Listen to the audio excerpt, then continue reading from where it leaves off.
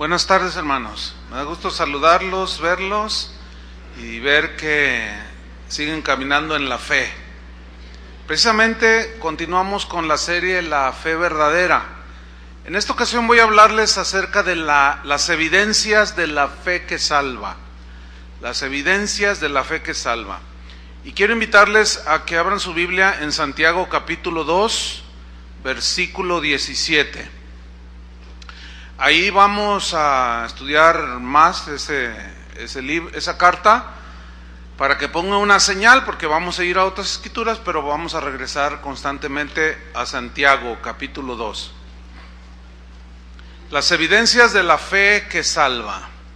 Dice Santiago 2:17, así también la fe, si no tiene obras, es muerta en sí misma. Amén. Piensa, hermanos, que hay ciertos peligros, voy a mencionar nada más 3, cuando interpretamos la Biblia.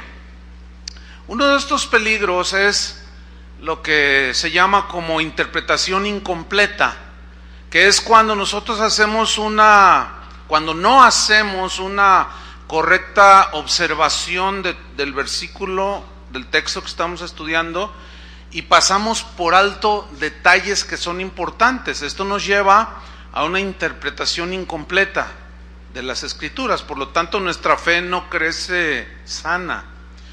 Otro peligro es la interpretación exagerada, que es cuando vemos en el texto cosas que no están allí, pero que nosotros las exageramos. Por ejemplo, cuando alguien dice, la Biblia dice que al que cree, o sea, al que tiene fe, todo le es posible, todo. Entonces dice, no, pues yo creo que si oro por mi abuelita que se murió sin Cristo, aunque era bien idólatra y está en el infierno, la Biblia dice que si creo, todo lo que yo crea me es posible, entonces yo voy a orar para que el Señor la saque de allí. Bueno, todo allí no es todo, ¿entiende? Entonces esa es una interpretación exagerada de las Escrituras. Y también hay lo que es la interpretación inexacta, que es cuando obtenemos una conclusión de un texto y tenemos un significado equivocado porque nos faltó estudio, porque nos faltó aplicación en la observación del texto, o por descuido en la lectura de la Biblia. Entonces, esto es muy común entre los cristianos y nos equivocamos, sacamos declaraciones exageradas, inexactas o incompletas, y esto nos lleva a una fe que no es una fe sana, ¿sí?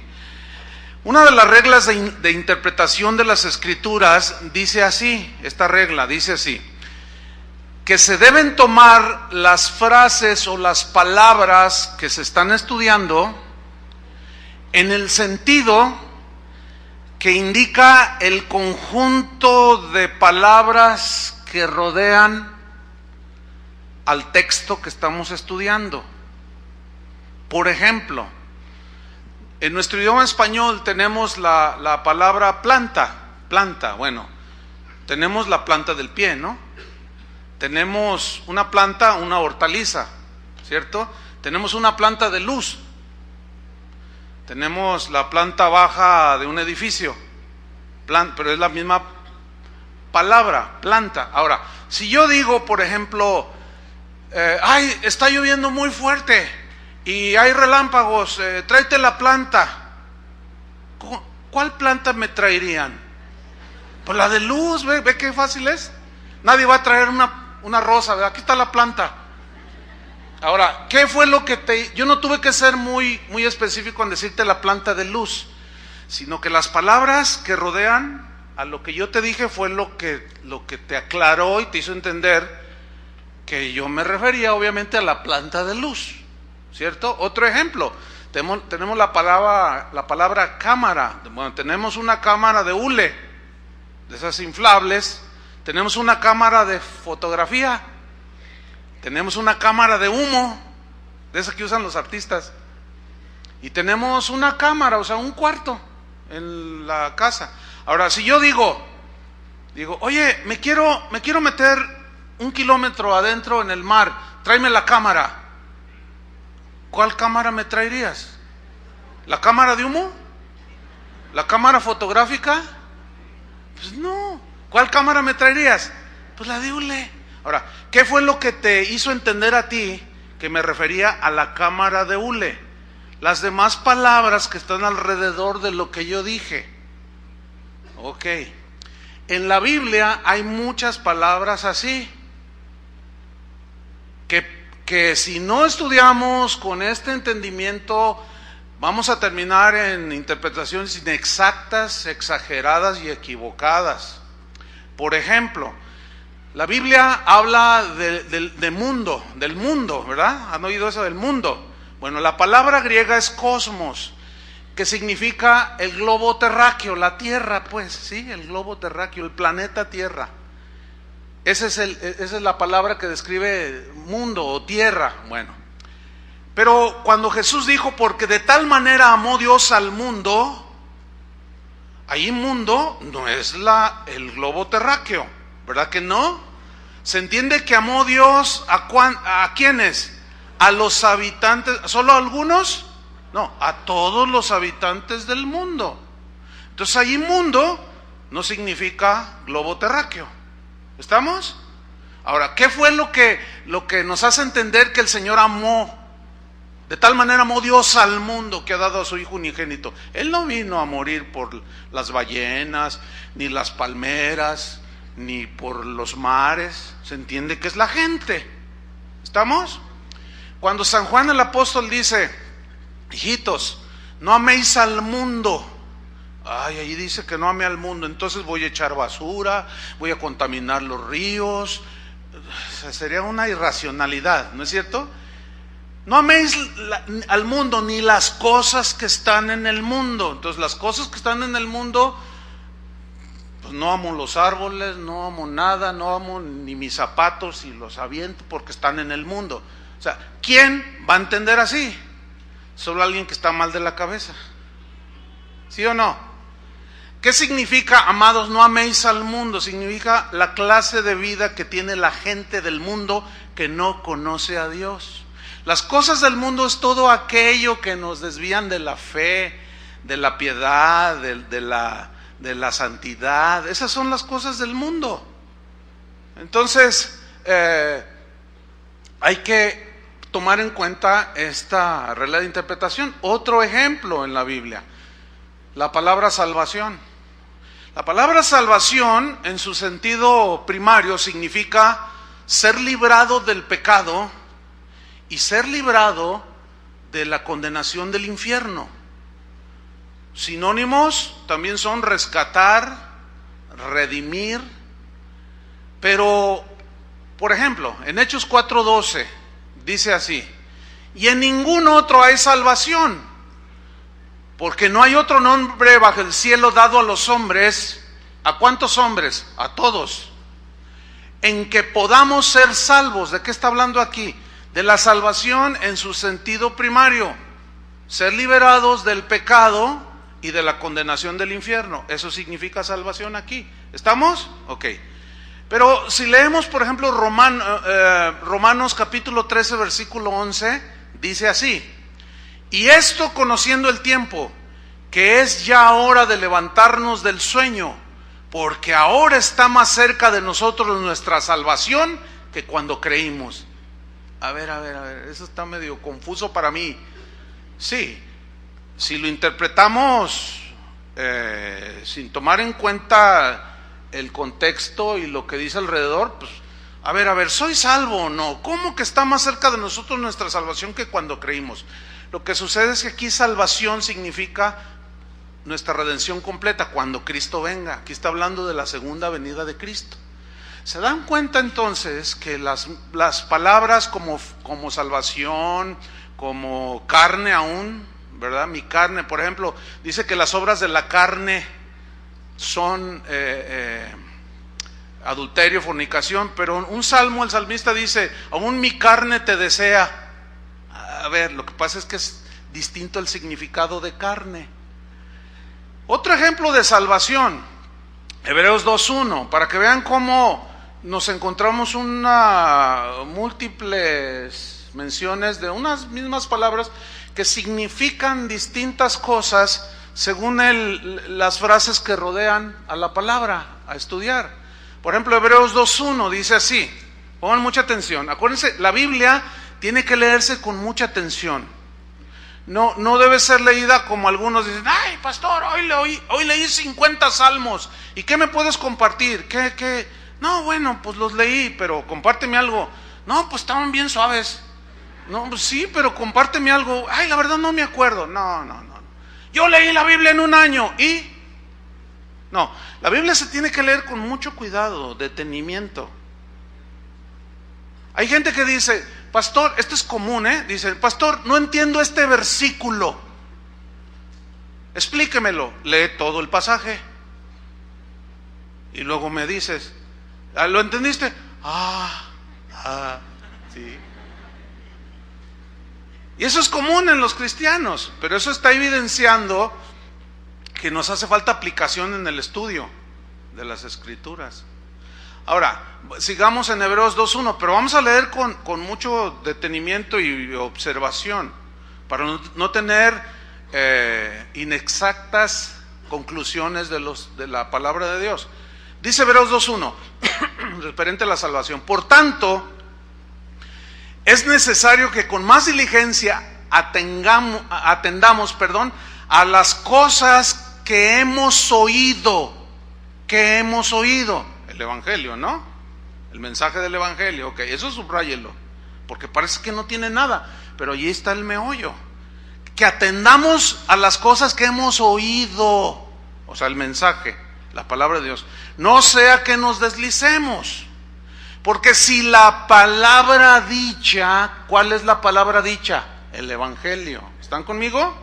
Porque si la palabra dicha por medio de los ángeles fue firme, en este caso se refiere concretamente a la ley, ciertamente, y toda transgresión y desobediencia recibió justa retribución. Fíjate el versículo 3. ¿Cómo escaparemos nosotros si descuidamos una salvación tan grande? La cual salvación, habiendo sido, ¿qué? Anunciada primeramente por el Señor, nos fue confirmada por los que la oyeron. ¿Qué nos fue confirmada? La palabra, el mensaje que oímos. Entonces, ¿qué significa aquí salvación? El mensaje del Evangelio. Que no descuidemos el mensaje del Evangelio, que no lo hagamos a un lado, y algunos lo interpretan mal, asegurando que debemos de cuidar la salvación porque se nos pierde, y eso no es lo que está hablando aquí. ¿Ven? Ese es un ejemplo claro precisamente de una interpretación inexacta. Otro ejemplo, Filipenses 2:12, dice: por tanto, amados míos, como siempre habéis obedecido, no como en mi presencia solamente, sino mucho más ahora en mi ausencia, ocupaos en vuestra salvación con temor y temblor. Bueno, ocuparse de la salvación aquí no significa que la cuides porque la puedes perder, sino que te ocupes en las cosas que tienen que ver con una persona que asegura que es salvo. O sea, ocúpate en las cosas que tienen que ver con los asuntos de la salvación, tu santidad, tu temor de Dios, las cosas que tienen que ver con una persona salva. Un texto, el mismo texto en la versión en lenguaje sencillo nos comprueba esto, porque el mismo versículo Filipenses 2:12 se lee así: queridos hermanos, cuando yo estaba con ustedes siempre me obedecían. Ahora que estoy lejos, deben hacerlo también. Por eso es que con respeto y devoción a Dios, dedíquense a entender lo que significa haber sido salvados por Dios. ¿Lo entendieron? En ese punto nos ayuda mucho las versiones nuevas que son con lenguaje un poco más entendible, para no tener una interpretación incorrecta. Ok, La palabra gracia es otra palabra que aparece en la Biblia con distintos significados según el contexto de palabras que están alrededor, pues, de la misma palabra que estemos estudiando. Por ejemplo, la palabra gracia, que en su sentido primario significa favor inmerecido, ¿sí? Significa regalo que no nos merecemos, significa un don de Dios, significa dádiva de Dios. Ok. Efesios 2:8 dice, porque por gracia sois, ¿qué? Salvos. O sea, con un regalo que no te mereces, Dios te salvó por medio de la fe. Y esto no es de vosotros, pues es un don de Dios. La salvación, pues, es un don de Dios, es un regalo. Ese es el sentido primario de la palabra gracia. Pero en Hechos 14:3 dice así: por tanto, se detuvieron allí mucho tiempo, hablando con denuedo, confiados en el Señor, se refiere a los apóstoles, el cual, el Señor, daba testimonio a la palabra de su gracia, concediendo que se hiciesen por manos de ellos señales y prodigios. Aquí gracias, o la palabra de su gracia, significa el Evangelio. ¿Sí o no? O sea, así como ustedes dedujeron lo demás, así es como se entiende. Ahora bien, la palabra fe, que es lo que estamos estudiando en esta serie, la fe verdadera, la fe que produce el oír el Evangelio, la palabra de Dios, y todos los aspectos que tienen que ver con la fe, porque la fe tiene muchos aspectos igual.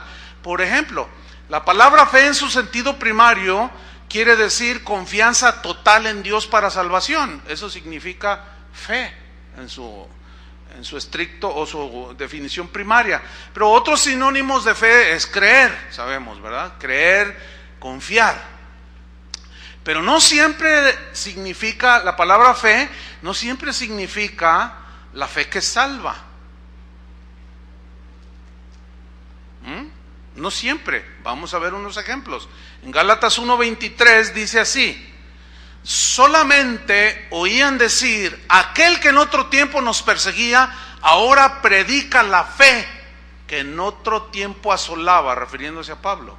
Entonces aquí fe, ¿qué significa? ¿Qué quiere decir? Predica la fe, predica el Evangelio de Jesucristo. Allí fe significa Evangelio, la palabra de Dios. ¿Me están siguiendo? Ok, Hechos 17:31, otro ejemplo. Dice, por cuanto ha establecido un día en el cual juzgará al mundo con justicia, por aquel varón a quien designó, o sea, Dios el Padre, hablando de Cristo, dice, dando fe a todos con haberle levantado de los muertos. Dando fe. Bueno, ¿qué entiende aquí por dando fe? Dando testimonio, dando prueba, dando constancia. Es como un notario que está ahí para dar fe.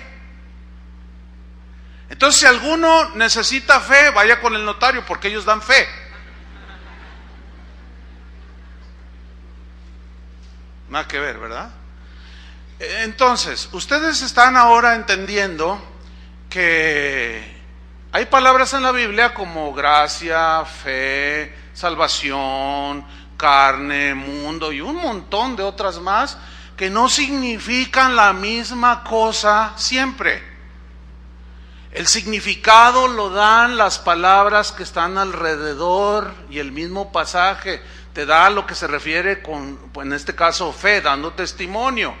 Jesús en Lucas 18:8 dijo así: os digo que pronto les hará justicia, pero cuando venga el Hijo del Hombre, ¿hallará fe en la tierra?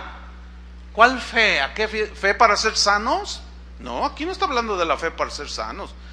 La fe para recibir provisión de Dios, no, aquí no está hablando de la fe para provisión de Dios. Aquí lo que significa es, cuando Jesús venga, ¿habrá gente que crea en Él?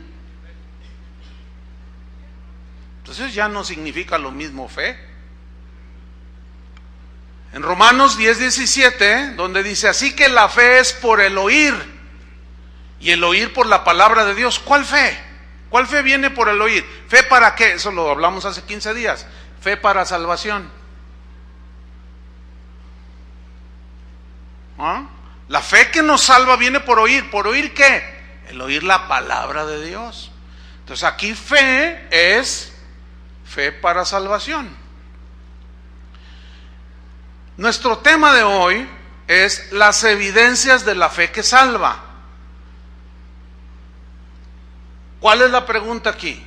La pregunta es la siguiente: ¿cuáles son, según la Biblia, las evidencias de la fe verdadera, de la fe que salva? Pues las obras, ¿no? Esa es la respuesta. Porque es el pasaje de Santiago, eso es lo que nos dice. Por eso en Santiago 2:17 dice, así también la fe. ¿Cuál fe? ¿Para ser sano? No.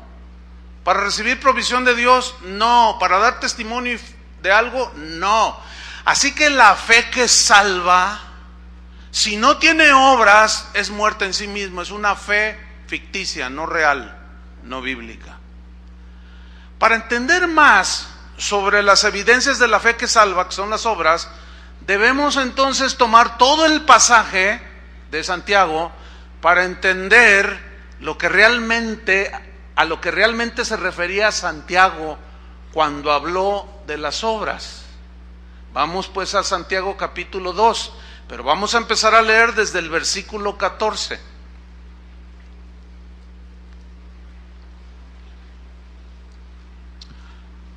Quiero que subrayen la primera frase, por eso tenemos que leer con mucho detenimiento.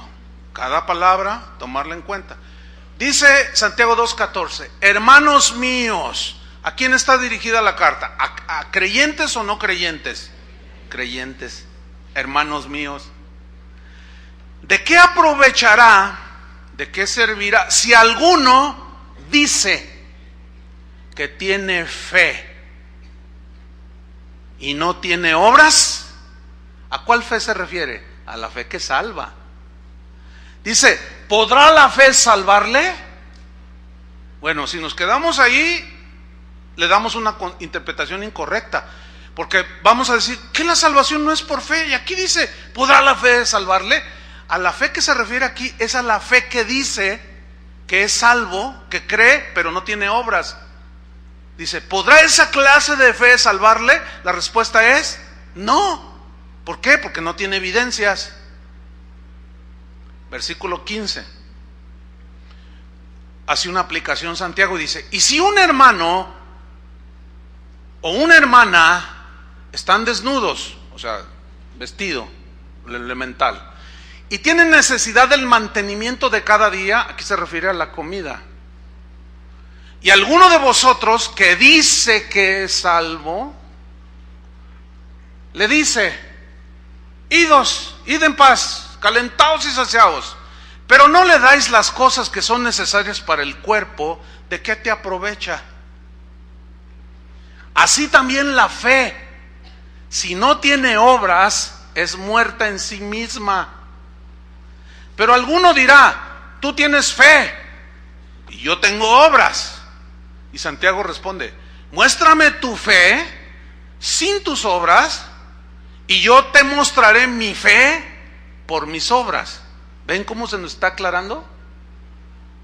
Versículo 19. Tú crees, o sea, fe, tú tienes fe, que Dios es uno, bien haces. También los demonios, ¿qué?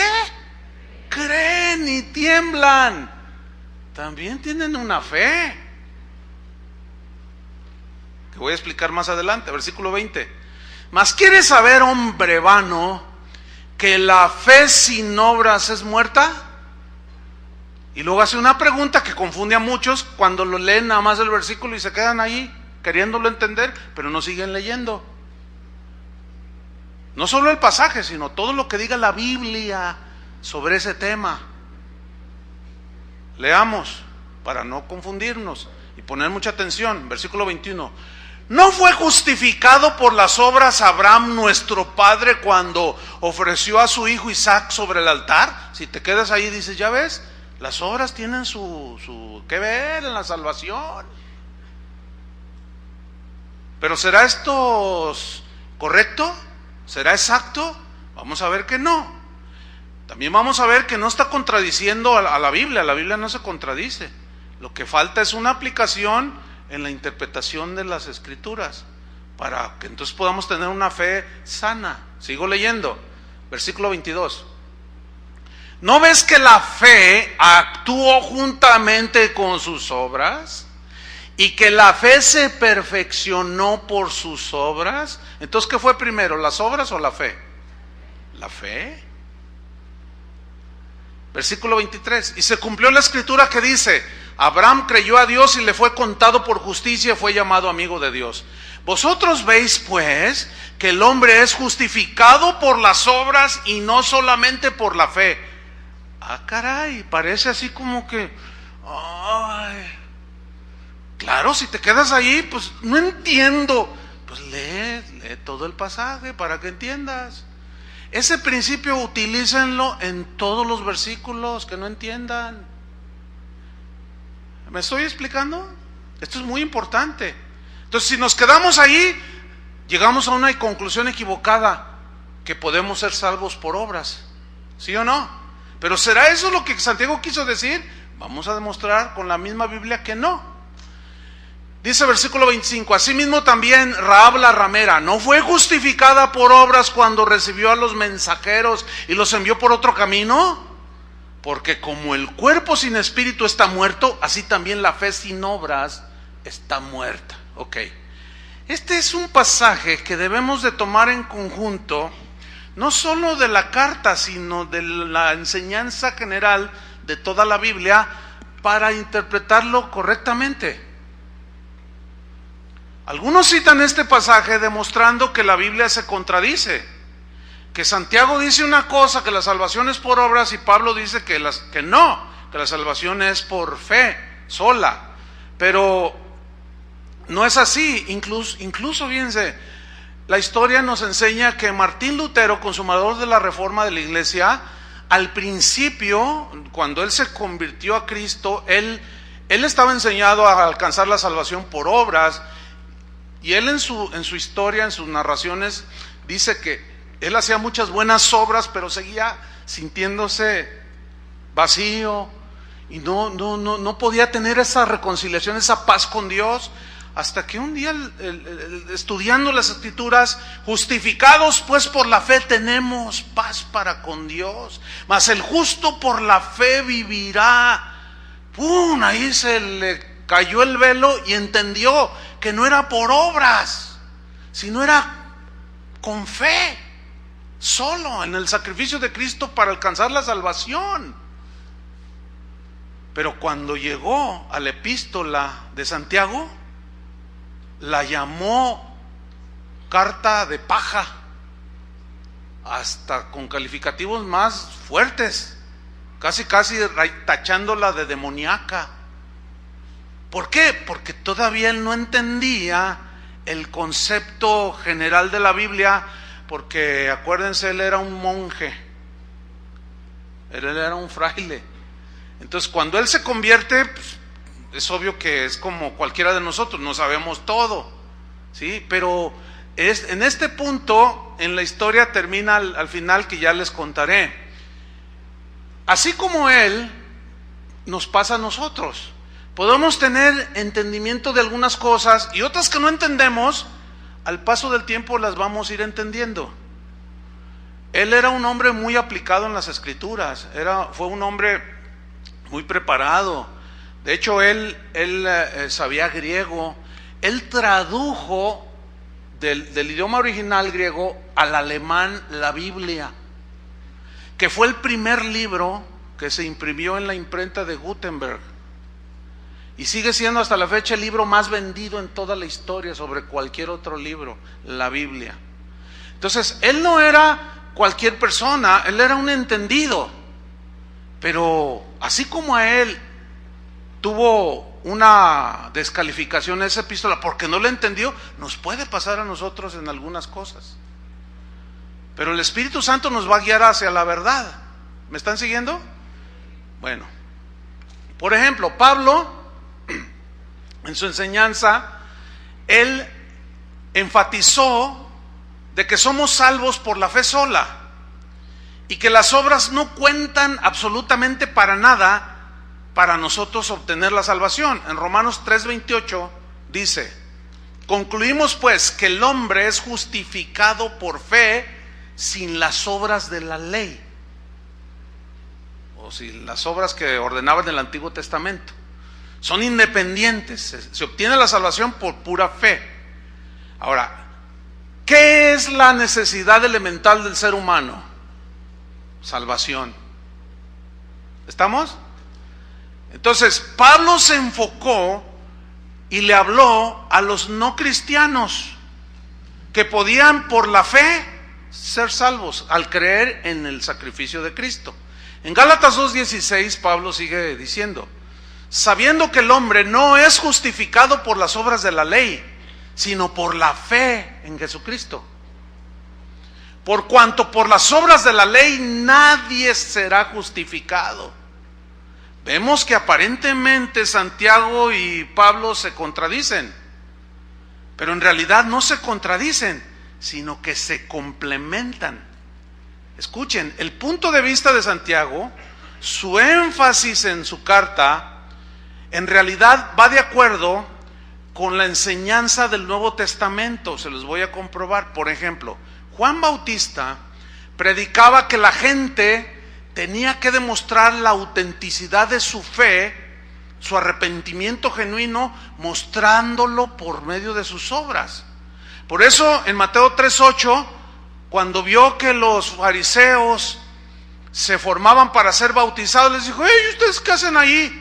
No, pues queremos bautizarnos. No, hagan frutos dignos de arrepentimiento, y entonces pueden venir a ser bautizados, en otras palabras.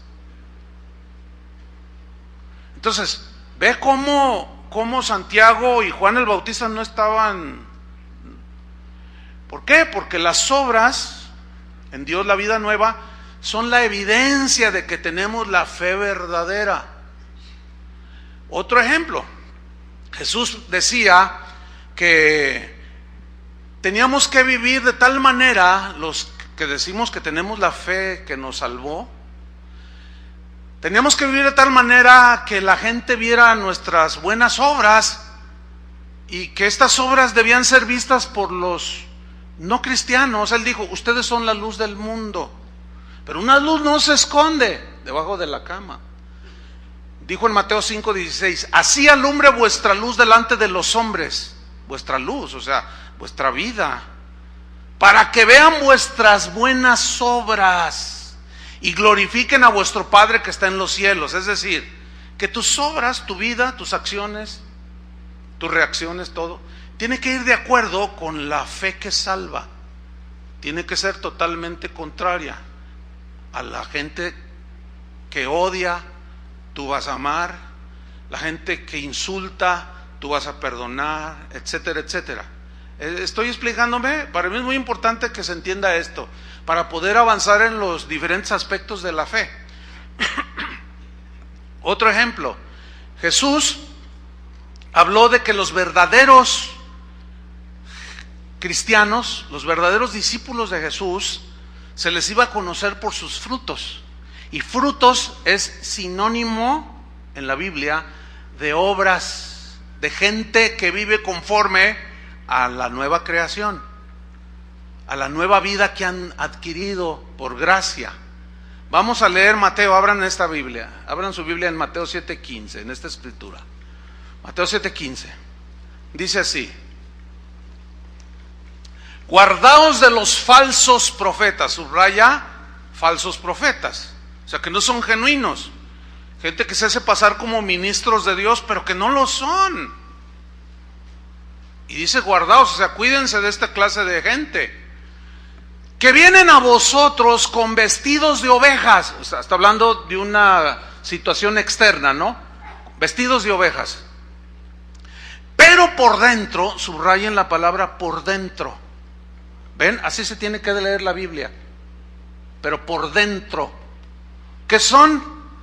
Lobos rapaces. Es decir, que la apariencia no es lo que determina lo que eres, sino lo que está dentro. Pero por dentro son lobos rapaces. Versículo 16. Por sus frutos los conoceréis. ¿Por sus qué? Frutos. ¿El fruto de la carne cuál es? Adulterio, fornicación, hechicerías, pleitos, celos, fruto, acciones. Mas el fruto del Espíritu, de la nueva creación que el Espíritu dio, es gozo, paz, paciencia, benignidad, bondad. Todo eso te ayuda a conducirte con acciones de amor, de paz, de benignidad, de bondad, de mansedumbre en la vida cotidiana. Entonces, fruto aquí se entiende que son las acciones que hacen los no cristianos y los cristianos. En el caso de los cristianos, fíjate lo que dice el Señor: por su fruto los conoceréis. Y luego hace una pregunta cuya respuesta es bien obvia: ¿acaso se recogen uvas de los espinos? La respuesta es no. ¿O higos de los abrojos? Es como si yo les diría: ¿qué acaso cortamos un elote, una mazorca de maíz de un nopal? Pues dicen no. Dice el versículo 17: así, de esa manera, todo buen árbol, aquí buen árbol metafóricamente se refiere al cristiano, al que tiene la salvación, al que Dios le dio la fe, que le vino la fe cuando oyó el evangelio, sus pecados fueron lavados, fueron perdonados y inició una vida nueva. Aquí entonces el buen árbol es el cristiano salvado genuinamente, que tiene la fe genuina. Así todo buen árbol da, ¿qué da? Buenos frutos. Pero el árbol malo aquí es metafóricamente hablando el no creyente. El que puede decir que tiene fe, pero no tiene obras. El árbol malo da frutos malos, porque esa es su naturaleza. Pero la naturaleza del fruto bueno, del árbol bueno, es dar frutos buenos. Versículo 18, no puede, subraye, no puede. En el griego significa una imposibilidad total. No puede el buen árbol dar malos frutos. No puede, es imposible. ¿Cuántos tienen un buen árbol frutal en su casa? Algunos, yo tengo algunos también.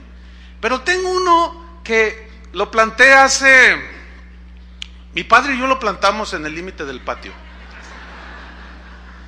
allí donde termina la casa. Yo tenía 5 años y él apenas era una ramita.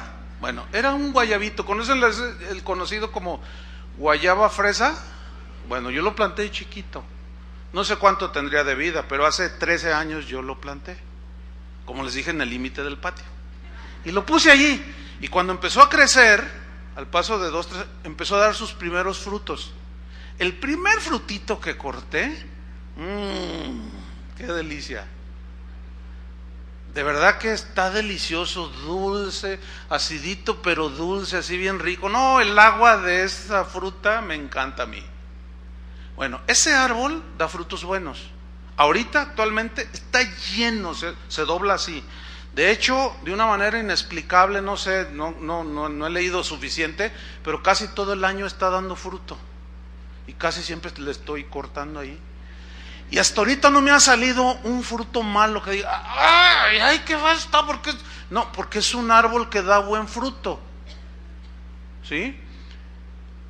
Así es el cristiano. El cristiano siempre tiene que estar dando ¿qué? Buen fruto. Porque puede, por la nueva naturaleza que Dios le puso ahí, por la fe que le produjo el oír el evangelio, y le dio Dios la salvación cuando creyó. Pero el árbol malo da frutos malos. Tienen árboles que dices, ay, qué desabrido está. Siempre sacará el fruto desabrido, siempre sacará así todo amargo. Ay, ¿cuántos hemos hecho esto? ¿Quieres cortar una naranja? No, déjalos, están amarguísimas. No, pues déjame probarlo, es que da frutos bien desabridos, bien malos. Eso es metafóricamente del cristiano.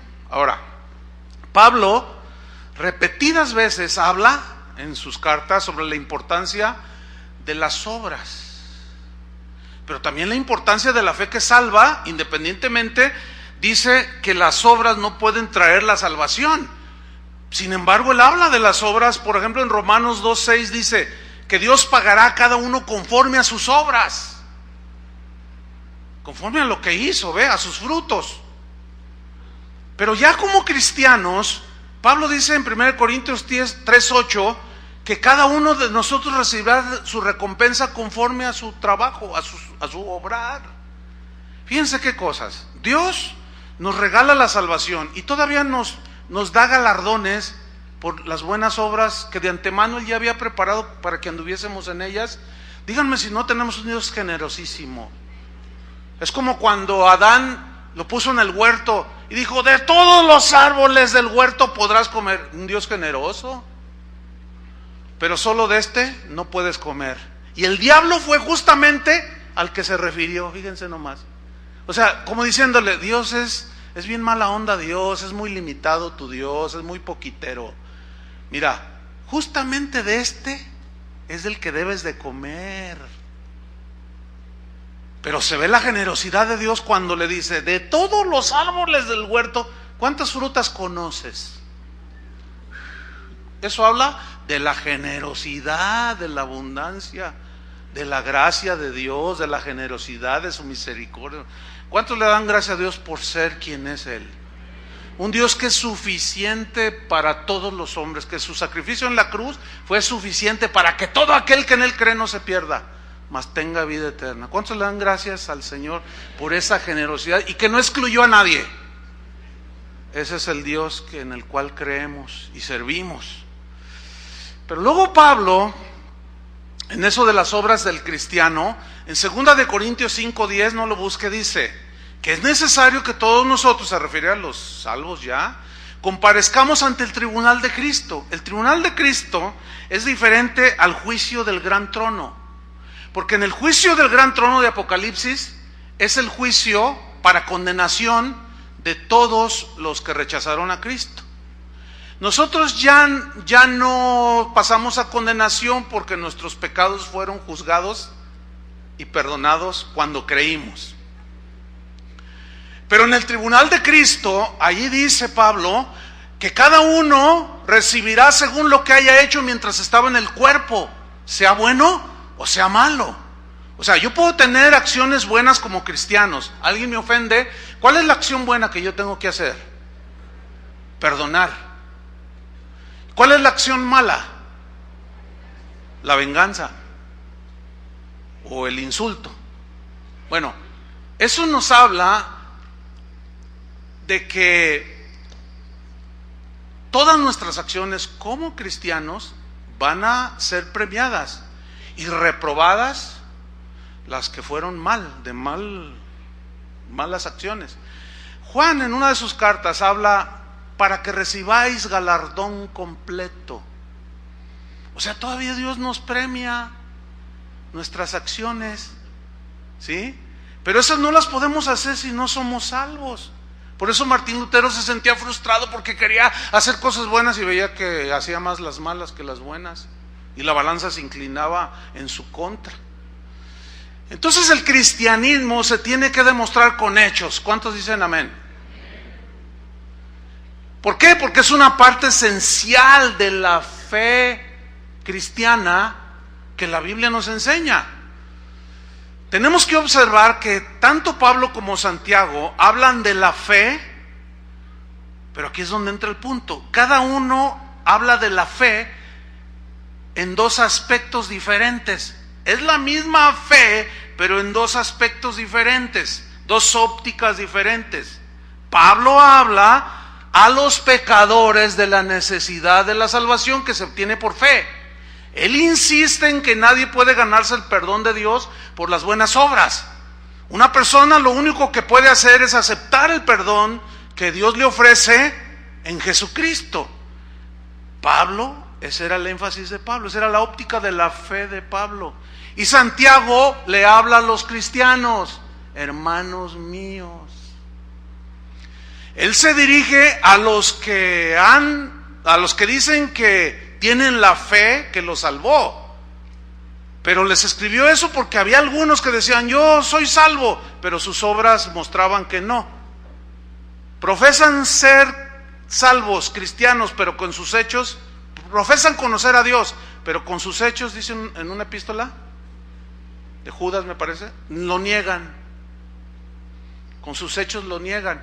Entonces aquí Santiago habla a los cristianos, a los que dicen que son salvos. Santiago se refiere a ellos, a los que dicen haber recibido el perdón y que ya se encuentran ahora en una relación con Dios. Les dice, bueno, si tú dices que tienes fe, tienes que tener las evidencias de la fe.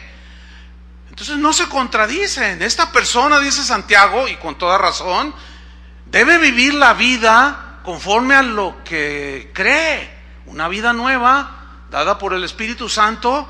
Si ha sido justificado, esa justificación, ese perdón, tiene que ser demostrado por las acciones. Tiene que demostrar que realmente, tiene que demostrar con sus obras que realmente ha recibido la salvación, no para ser salvo. Entonces, Pablo hace su énfasis en la gracia y en la fe que salva, y Santiago en las acciones y en las obras que demuestran la fe que te salvó. ¿Se dan cuenta que no hay contradicción? ¿Cómo se entiende esto? Por el principio que yo les enseñé al comienzo de la enseñanza. ¿Cómo se entiende? ¿A qué se refiere? Por el contexto de las cosas que está diciendo, las palabras. Eso es lo que nos da el significado. Entonces Santiago está reprobando la fe sin las obras. Y sin duda que Pablo estaba de acuerdo con Santiago en eso. La Biblia nos demuestra. Lo cierto es que nadie se puede salvar por obras. Pablo tiene razón, ¿sí o no? Pero es igualmente cierto que alguien que se diga que es salvo no tenga obras que evidencien que él es salvo. Tampoco, ¿no? Entonces la diferencia pues entre Santiago y Pablo depende, ¿se entiende? ¿Bajo qué perspectiva están hablando de la fe?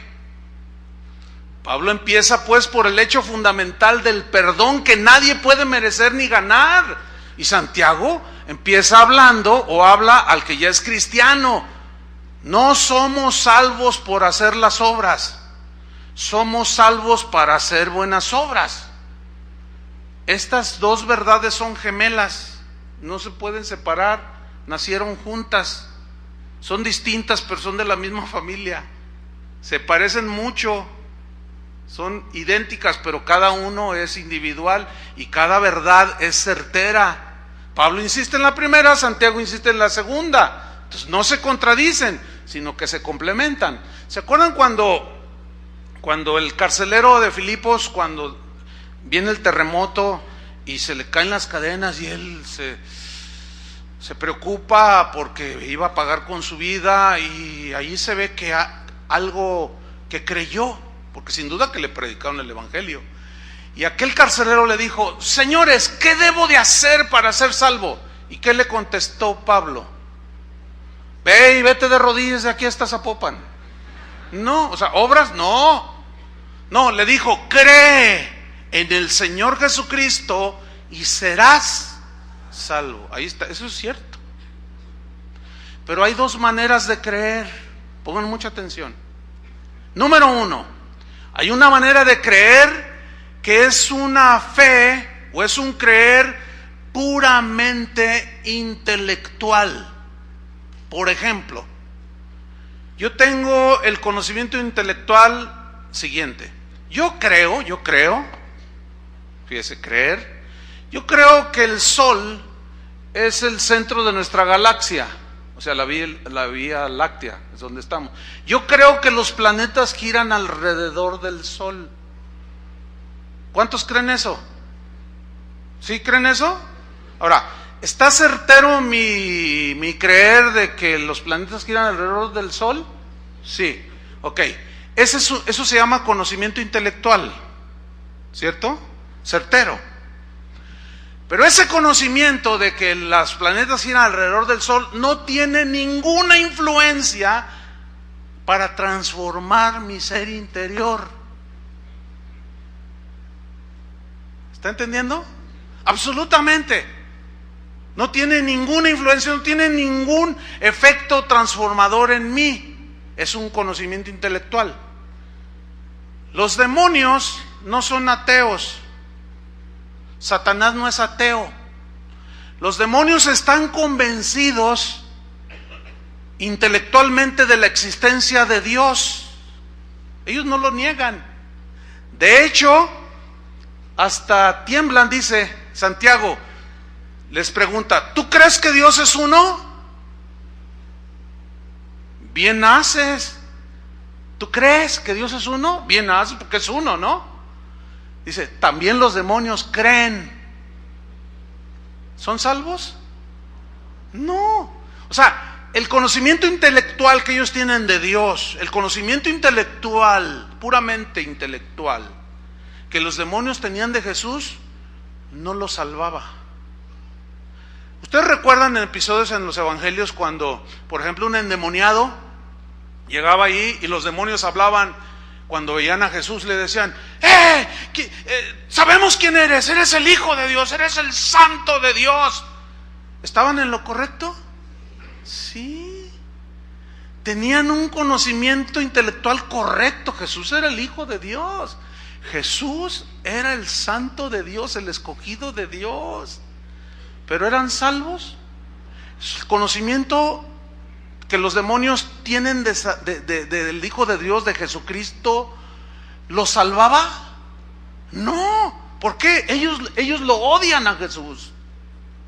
Ellos están en contra del verdadero evangelio. Ellos están en contra, nos odian a todos. Escúcheme bien, usted puede tener un conocimiento correcto, definirme bien las doctrinas, la justificación, la redención. Usted puede tener un conocimiento intelectual exacto, correcto, y aún así no ser salvo. ¿Qué le pareció eso? Pero ¿cómo si yo creo que Jesús es el Hijo de...? También los demonios, pero no cambiaron. En otras palabras, si usted es de los que dice yo tengo fe, y pregúntame, yo sé de la Biblia. Es de esos que hacen de todo. Y cuando tú les quieres decir a Romanos capítulo 4, no hermano, pero mira, es que el Señor dice, no te preocupes, el Señor dice, Salmo 23. O sea, conocen la Biblia, pero luego mira sus vidas y nada que ver.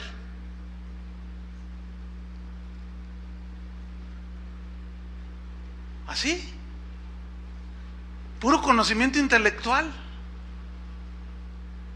La pregunta es esta: ¿el conocimiento que tú tienes del Hijo de Dios ha penetrado, no se ha quedado exteriormente, sino hasta adentro, y te ha hecho una nueva criatura?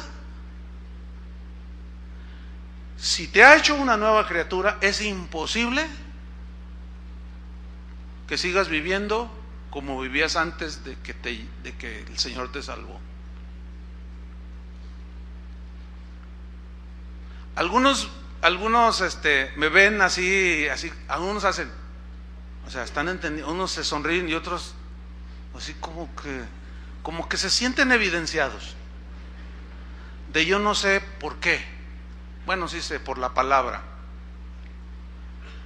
¿Crees que Dios es uno? Sí, también los demonios creen. Nosotros vivimos en un país que tiene conocimiento intelectual de Jesucristo. Somos casi ya va para 120 millones de personas. Tú pregúntale a esos 120 millones, 115 te van a decir, creo en Dios. ¿Sí o no? La pregunta es, ¿dónde están las evidencias? Si fuera México un país cristiano, no veríamos todo lo que se ve. ¿Sí o no? Sí. Conocimiento intelectual. Y de conocimiento intelectual están yendo un montón de gente que va a las iglesias el día de hoy.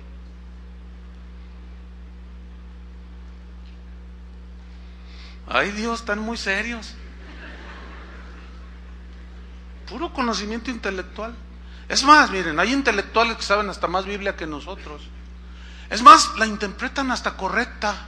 Yo he oído pláticas entre intelectuales y cuando hablan de historia y todo, no, como dice en el Nuevo Testamento, miren, el Código de Hammurabi dice esto, bueno, los israelitas tenían su ley dada por Moisés, Dios se la dio a Moisés en el monte, que decía esto, la ley del talión, así, elemental, principio de justicia, y te hablan unas cosas, digo, estos saben más que muchos aleluyitas, pero su conocimiento intelectual, puramente intelectual, ¿los salva?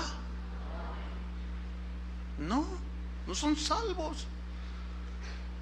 Judas tuvo un conocimiento y una relación puramente intelectual, nunca se arrepintió.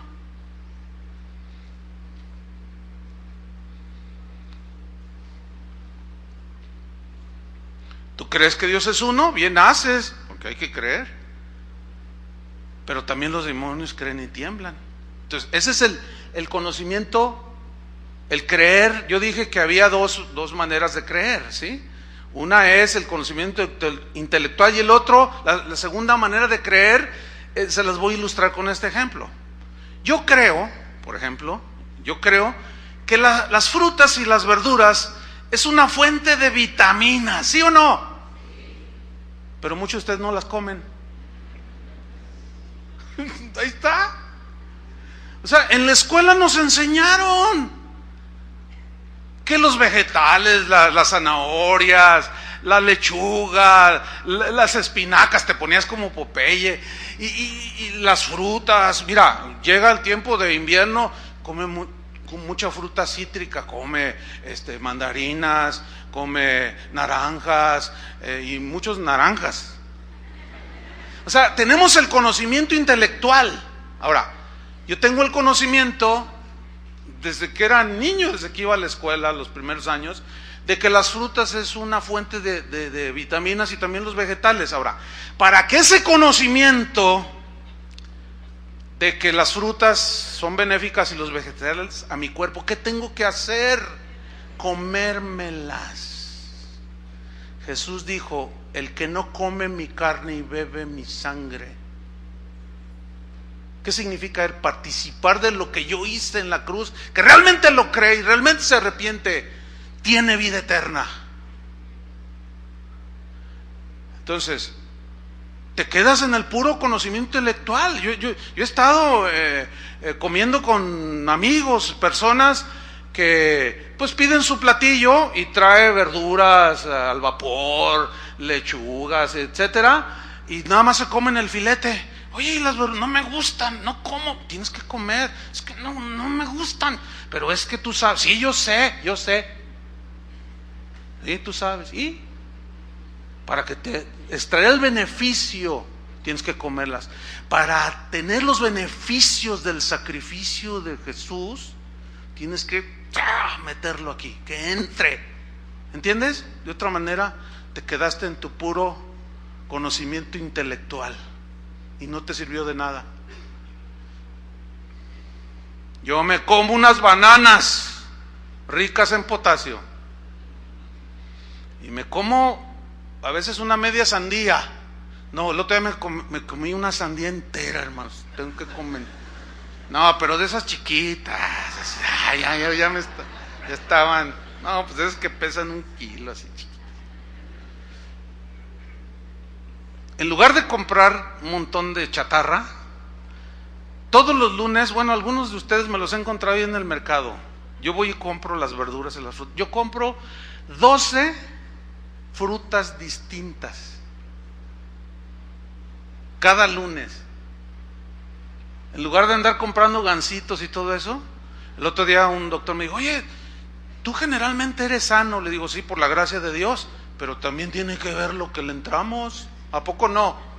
Bueno, pues el beneficio es, por ejemplo, ahorita ya viene el invierno, le empiezo a entrar a las naranjas, ¿entienden? Le empiezo a entrar a las mandarinas. Y ya en lugar de, ya salieron las mandarinas a la venta, ya empezaron.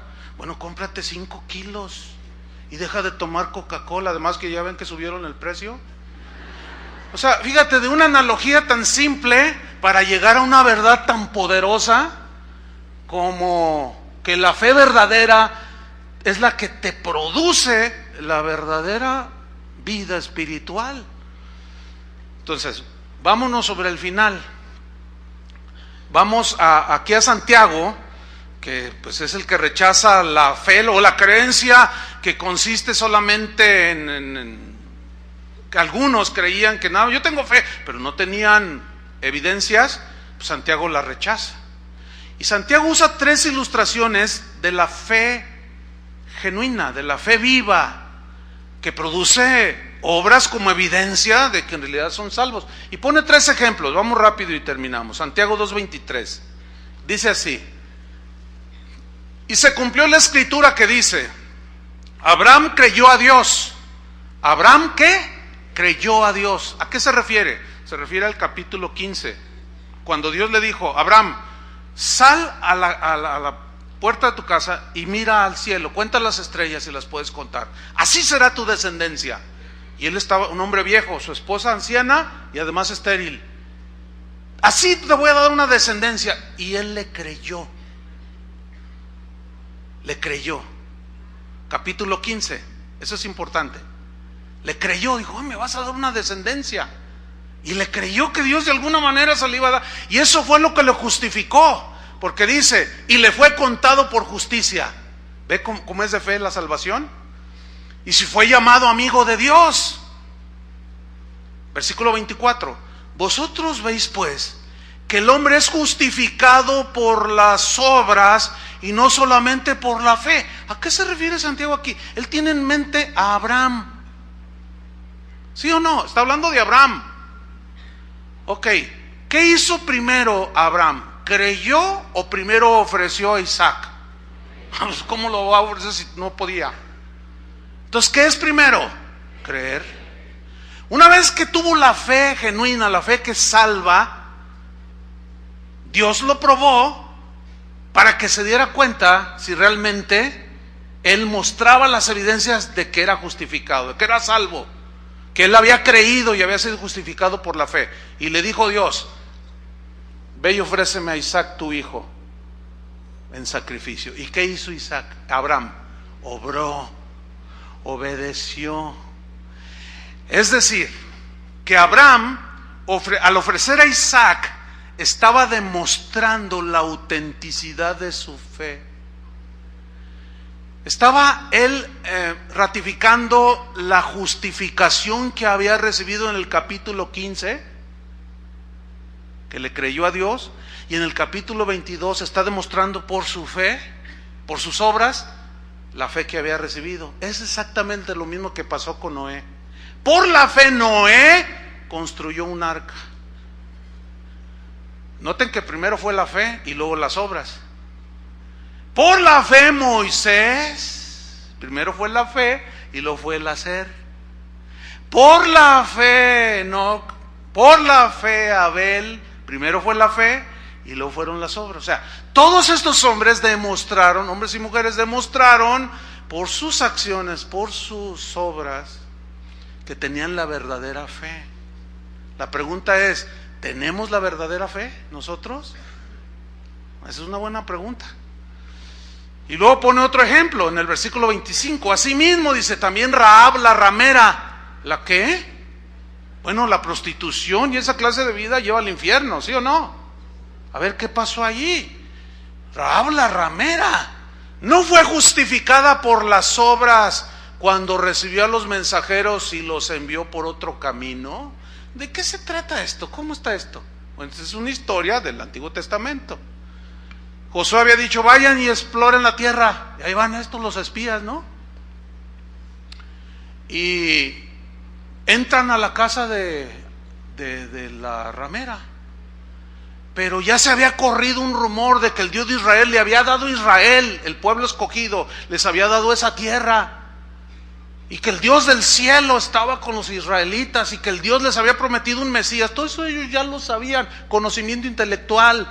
De manera que cuando entran los espías y luego detrás de ellos llegan los los habitantes de la tierra, persiguiéndolos y con las espadas y las resorteras, qué sé yo. ¿Dónde están? ¿Dónde están? Dicen, ¿dónde están? Le dicen a Rahab, ella los había escondido en el granero. Dice, no, pues no sé, se fueron por allá, dice. Ok, ¿qué pasó ahí? ¿Fue justificada por lo que hizo o primero creyó en todo lo que se oía y su conocimiento intelectual se le fue al corazón? Dijo, yo quiero estar con el Dios de Israel, yo quiero que de este linaje, de este pueblo nazca el Salvador, el Mesías, yo lo creo, y los escondió. ¿Qué fue primero, la fe o primero las obras? Entonces, ¿por qué dice que fue justificada por las obras? Porque Santiago está hablando está dando el énfasis en las evidencias de la fe.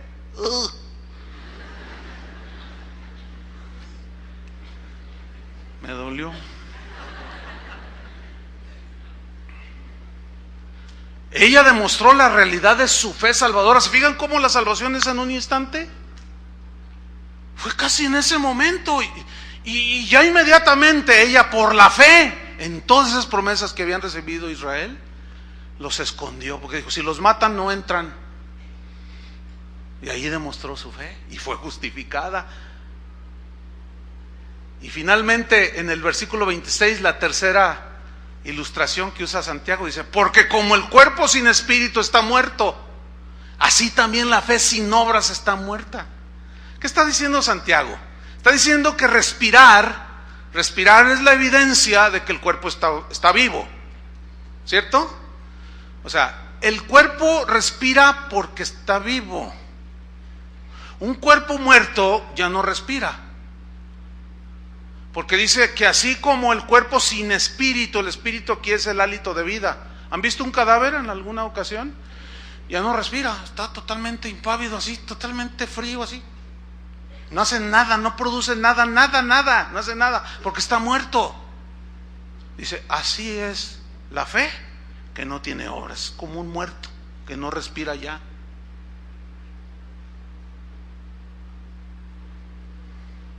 Muy claro. ¿Ve alguna contradicción? No. Por eso dice en el versículo 26, así también la fe sin obras está muerta. Antes de concluir, déjeme hacer una entre paréntesis.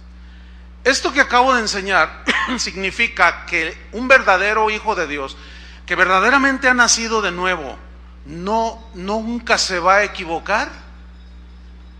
¿Eso enseña la Biblia? No. Pero algunos, al no ver el otro lado de que ciertamente somos salvos, pero que seguimos luchando en este cuerpo, y que el mundo nos sigue seduciendo y que Satanás nos sigue tratando de meter tentación, y que todavía tenemos lucha en esta carne, el bien contra el mal, muchos equivocadamente deducen que entonces si soy salvo y debo dar buenos frutos, ya nunca voy a pecar. Equivocación. Juan el apóstol dice, hijitos míos, si alguno hubiere pecado, está hablándole a los cristianos, tenemos un abogado para con el Padre, a Jesucristo. O sea, ¿ve cómo tenemos que equilibrar todo el asunto? O sea, el hecho de que un hijo de Dios debe mostrar sus obras, demostrar que es salvo, no significa perfección total, porque esa no la lograremos jamás. Eso hasta que estemos con el Señor ahí en el cielo. Ahora, ¿qué nos enseña el otro lado? Nos enseña a ser pacientes. Escuchen, misericordiosos, perdonadores.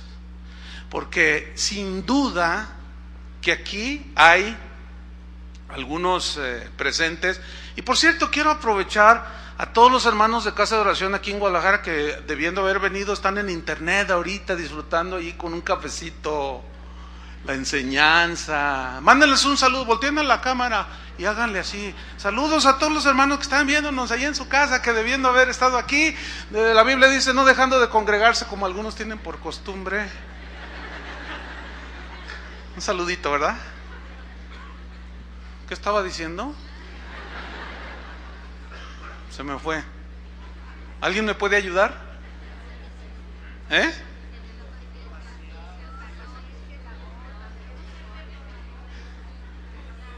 Lo hice a propósito a ver si estaban en lo que estaban. Okay. ¿Qué nos enseña el hecho de saber que aunque somos nacidos de nuevo, fallamos? Bueno, Gálatas 6:1 dice: si alguno es sorprendido en alguna falta, en algún pecado, ven, ahí está. Los que son espirituales, restáurenle. ¿Cómo? Con espíritu de mansedumbre, considerándote a ti mismo, no sea que tú también seas tentado. Porque sin duda aquí ahorita hay personas que ya están codeando al marido. ¿Ves? No eres nacido de nuevo. ¿Ves lo que hiciste? O pensando en el hijo. No, mi hijo no es nacido de nuevo.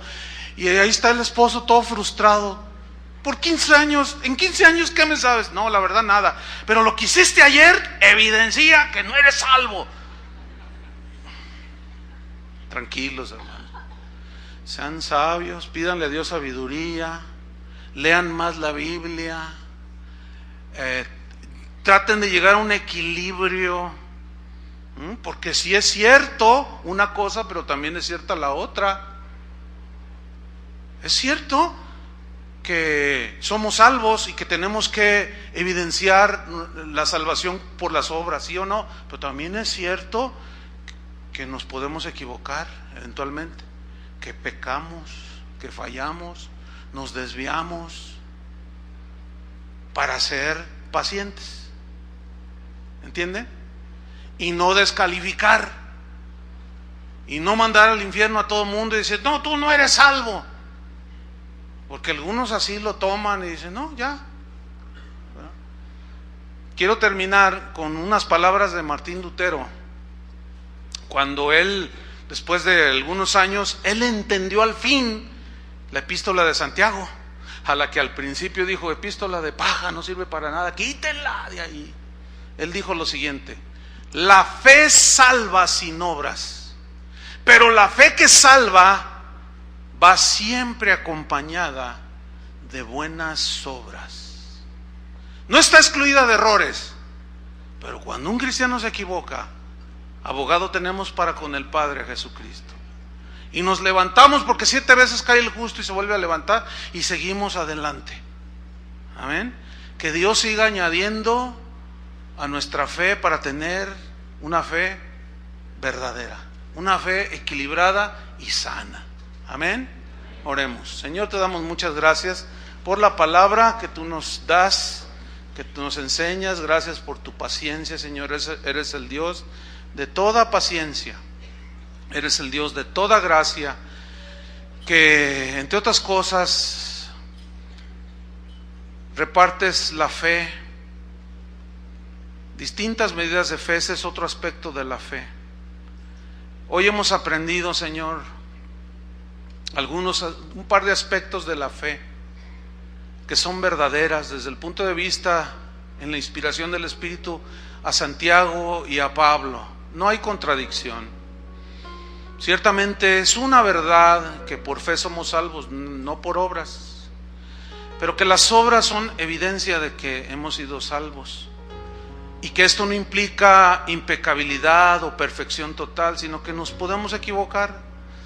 Todavía nos enfermamos, aún nos desanimamos, aún decimos cosas que no deberíamos de hacer, de decir, y hacemos cosas que no deberíamos de hacer, y todos estamos en esa misma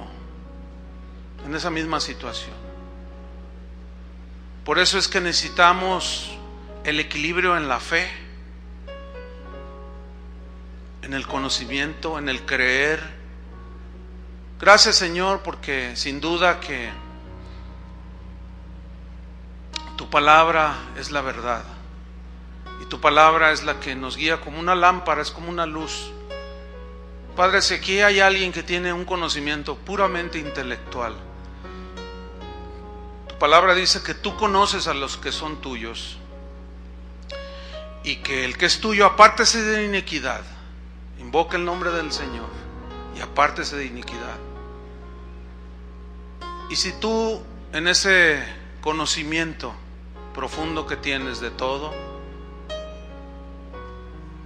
sabes quienes tienen un puro conocimiento intelectual, te pedimos por ello, Señor, para que ese conocimiento sea vida, baje al corazón, porque con el corazón se cree para ser justificado, y con la boca se confiesa la salvación, y con la vida se demuestra que somos salvos. En el nombre de Cristo Jesús te pedimos por ellos, Señor. Y a los que ya sabemos que tenemos la fe que nos salvó, que fue un producto de haber oído tu evangelio, tu palabra, y creímos a ese mensaje, danos la gracia para seguir caminando, Señor. Y cuando nos caemos, nos levante, Señor. En el nombre de Cristo Jesús te damos las gracias, Señor. Fortalece nuestra fe, en el nombre de Jesús. Amén. Que Dios les bendiga, hermanos.